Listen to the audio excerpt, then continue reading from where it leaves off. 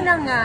Ano kaya kung maghugas ako ng pinggan kasi meron ako mga diamonds, diba? Masasabi na naman sila. Nabash siya ang daughter mo tuloy, na parang kinabab. Kasi di ba pinapahula niya yung lyrics ng kanta niya sa akin. Eh kasi hindi naman yung planado.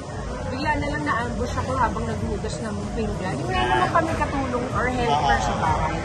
Kaya galing ako sa show noon, nag-event kami sa St. Luke's yata noon. Tapos, syempre, ganun ako talaga kahit sa Amerika.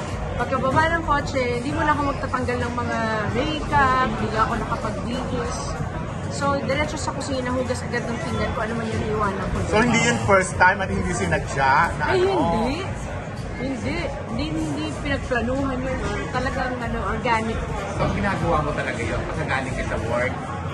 And I'm sure maraming mga working moms ang nakaka-relate. Kasi, di ba, kasi syempre naman, gusto kong maglinis na ng katawan, magtanggal ng makeup. Pag yung tapos na lahat ng gawain ko, tsaka ko aakyat, di ba? Para hindi na ako pagpapawisan pa ulit. So, gano'n. Nabas. Pareho kayo eh.